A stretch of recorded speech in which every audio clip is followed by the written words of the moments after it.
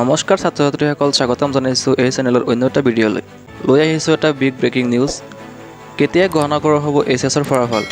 ইয়াক লৈ এতিয়া সামাজিক মাধ্যমত ব্যাপক চৰ্চা আৰম্ভ হৈছে। ছাত্ৰ ছাত্ৰীৰ মনত এটাই প্ৰশ্ন, কেতিয়া ঘোষণা কৰা হ'ব এইচএছৰ ৰিজাল্ট?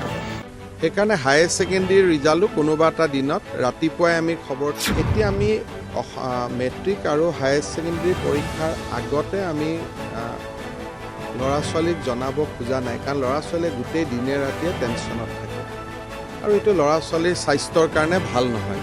সেইকাৰণে হায়াৰ ছেকেণ্ডেৰীৰ ৰিজাল্টো কোনোবা এটা দিনত ৰাতিপুৱাই আমি খবৰ দিম আৰু মোবাইলতে ৰিজাল্ট থাকিব, গতিকে স্কুলত আহিবও নালাগে, মোবাইল এপতে ৰিজাল্ট চাব পাৰিব। শিক্ষা ব্যৱস্থাৰ সংশোধনী বা যিটো আমি এটা সংস্কাৰৰ কামত লাগি আছোঁ, সেই সংস্কাৰৰে ই এক উদ্দেশ্য।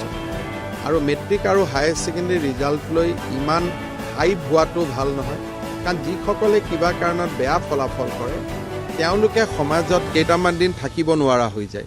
সেইকাৰণে ৰিজাল্টটো লৈ যাতে বহুত হাইপ নহয় আৰু ই এটা চিৰচৰিত পৰম্পৰা হয়, যাতে পৰীক্ষা দিছোঁ ৰিজাল্ট দিছে ইমানেই, নহ'লে ই ষ্টেণ্ড কৰিছে, ই ফাৰ্ষ্ট ডিভিজন পাইছে, যিমানটো আমি হুলস্থুল কৰোঁ, থাৰ্ড ডিভিজন পোৱা ল'ৰাকেইটাই নিজকে একেবাৰে সমাজত বাস কৰাৰ অনুপযোগী বুলি ভাবিব আৰম্ভ কৰে। সেইকাৰণে এইবিলাক আমাৰ পৰীক্ষা সংস্কাৰ বা শিক্ষা সংস্কাৰৰ এটা